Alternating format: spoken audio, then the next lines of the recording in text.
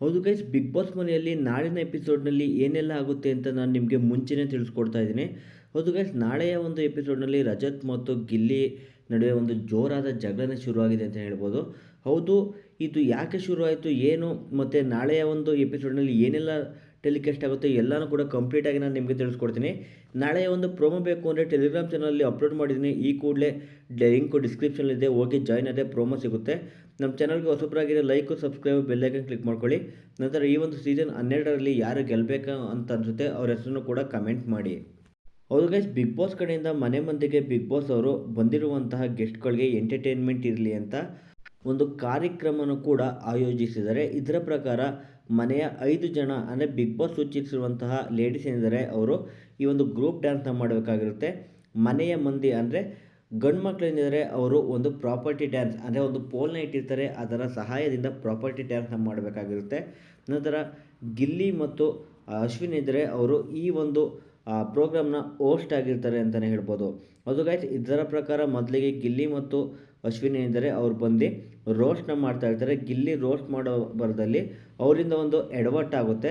ಹೌದು ಗೈಸ್, ಆ ಒಂದು ಎಡವಟ್ಟು ಲಾಸ್ಟಲ್ಲಿ ಹೇಳ್ತೀನಿ ಏನು ಅಂತ, ಯಾಕೆಂದರೆ ಫೋಟೋಗಳನ್ನ ಲಾಸ್ಟಲ್ಲಿ ಆ್ಯಡ್ ಮಾಡಿದ್ದೀನಿ. ಬಿಗ್ ಬಾಸ್ ಸೂಚಿಸಿದಂತಹ 5 ಜನ ಲೇಡೀಸ್ ಏನಿದ್ದಾರೆ ಕಾವ್ಯ, ರಕ್ಷಿತಾ, ಸ್ಪಂದನ, ರಾಶಿಕಾ ಮತ್ತು ಜಾಹ್ನವಿ, ಈ 5 ಜನ ಒಂದು ಡ್ಯಾನ್ಸ್ಗೆ ತುಂಬ ರೊಮ್ಯಾಂಟಿಕ್ ಆಗಿ ಬ್ಯೂಟಿಫುಲ್ ಆಗಿ ಡ್ಯಾನ್ಸ್ ಮಾಡ್ತಾರೆ ಅಂತ ಹೇಳ್ಬೋದು. ಅದು ಕೂಡ ಹಲ್ಲೋ ಹಲ್ಲೋ ಮಿಟಿಕಲ್ ಆಡಿ ಏನಿದೆ ಈ ಒಂದು ಸಾಂಗ್ಗೆ ಅವರು ಡ್ಯಾನ್ಸ್ನ ಮಾಡ್ತಾರೆ.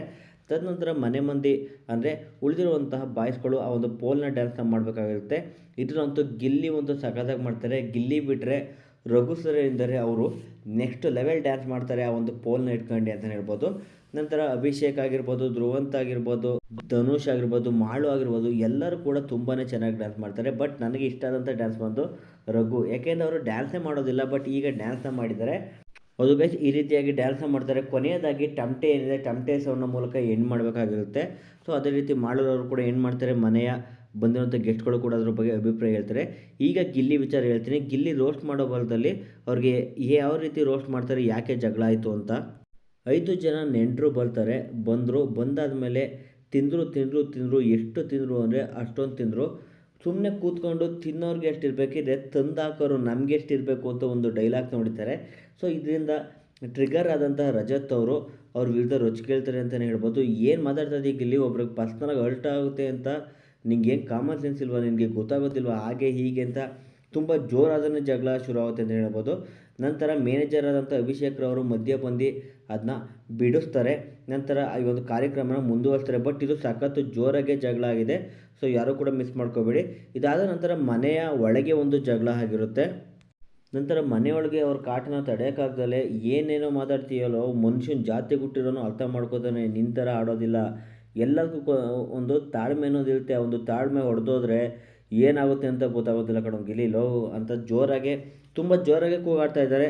ಈ ಒಂದು ಕಾನ್ವರ್ಸೇಷನಲ್ಲಿ ಯಾರ್ದು ಸರಿ ಯಾರ್ದು ತಪ್ಪು ಅಂತ ಪೂರ್ತಿ ಎಪಿಸೋಡ್ ನೋಡೋದ್ರೇ ಗೊತ್ತಾಗೋದು. ಅದು ಗೈಸ್, ಈ ರೀತಿಯಾಗಿ ಮನೇಲಿ ಜೋರಾದ ಜಗಳ ಶುರುವಾಗಿದೆ.